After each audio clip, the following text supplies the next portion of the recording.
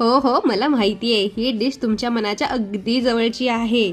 असं कोणी नसेल ज्याने ही डिश ट्राय केली नसेल. कुकरमध्ये भिजवलेले वाटाणे घ्यायचे, त्याच्यामध्ये एक बटाटा, एक टोमॅटो, एक कांदा टाकायचा, 3 मिरच्या टाकायच्या आणि आपले सगळे सुके मसाले टाकायचे. मीठ, कोथिंबीर आणि गोड पाणी टाकून 4 शिट्ट्या करून घ्यायच्या. शिजल्यावर थोडं स्मॅश करायचं आणि त्याच्यामध्ये अर्धा ग्लास पाणी टाकून छान मिक्स करून घ्यायचं आणि आपला रगडा रेडी आहे. आता बनवणार आहोत पॅटी. त्याच्यासाठी मी शिजवलेले बटाटे घेतले, त्यात सुके मसाले टाकून मी कॉर्नफ्लॉवर आणि ब्रेड क्रम्स टाकून छान मिक्स करून घेतलेला आहे.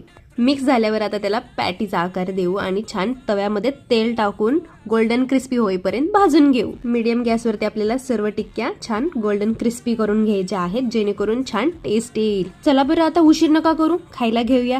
छान टिक्क्यांवरती गरम गरम रगडा टाकून, हिरवी चटणी आणि गोड चटणी टाकून, कांदा टाकून, चिरलेला टोमॅटो टाकून, छान बारीक शेव टाकून आपण ही चटपटीत अशी रगडा पॅटी खायला घेऊया. चला मग पटकन अशा छान रेसिपीसाठी फॉलो करा बरं.